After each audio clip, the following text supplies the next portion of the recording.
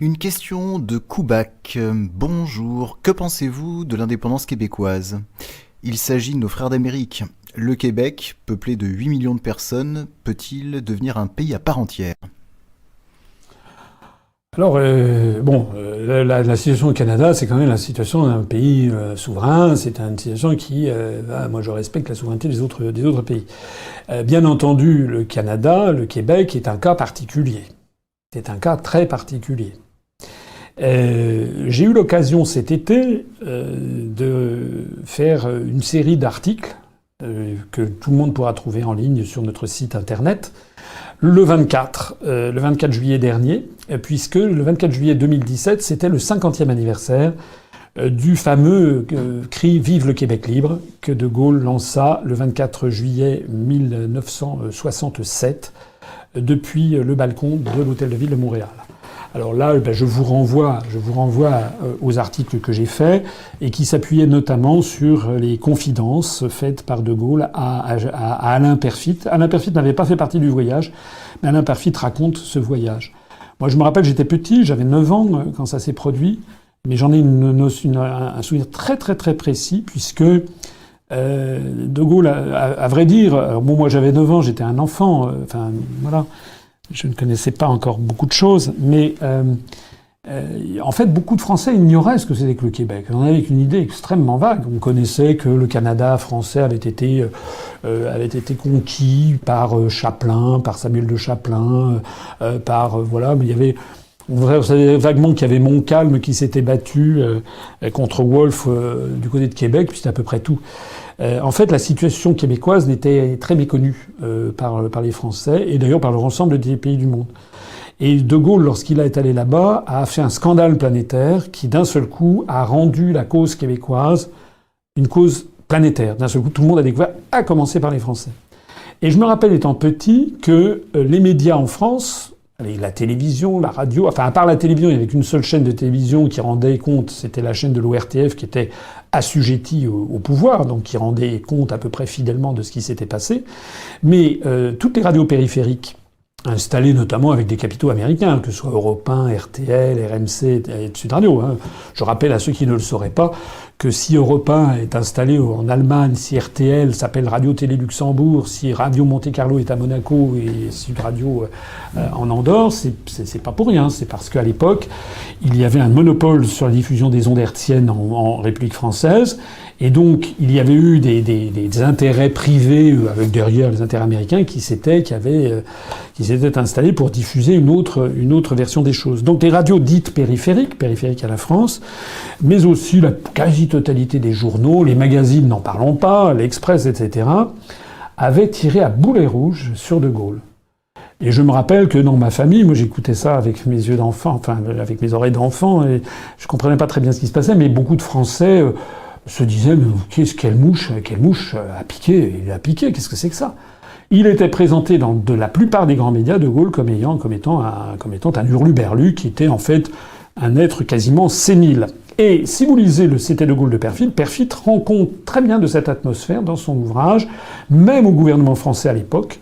Les ministres français qui étaient allés accueillir Charles de Gaulle à la coupée de l'avion puisqu'il avait abrégé son voyage, il était reparti de Montréal directement sans passer par Ottawa et le gouvernement fédéral. Lorsqu'il est arrivé en pleine nuit à Orly-Sud, dans le pavillon d'honneur, Pompidou avait fait venir tout le gouvernement, et Peyrefitte raconte que la plupart des ministres considéraient que De Gaulle était zinzin. Bon. Alors, de l'eau a coulé sous les ponts, ça fait 50 ans. Moi, j'ai fait un stage quand j'étais à l'ENA, j'ai fait un stage de 2 mois à la télévision du Canada à Toronto, comme on dit, c'est-à-dire à Toronto, dans l'Ontario, donc dans le Canada anglophone.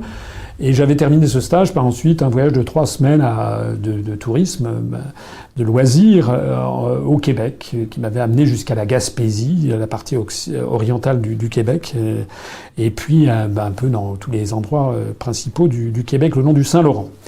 Et j'avais découvert, je le reconnais, un peuple... J'ai toujours presque un peu les larmes aux yeux quand je parle du Québec, parce que je trouve que c'est un peuple extrêmement attachant, qui effectivement que la France a laissé tomber. Vous connaissez l'histoire du Québec. Je le dis ici pour ceux d'entre vous, notamment les jeunes, qui ne connaîtraient pas très bien.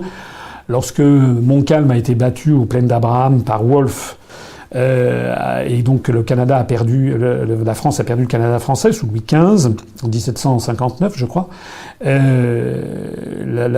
le moment où Voltaire dit que tout ça, on s'en fiche, ce sont quelques arpents de neige.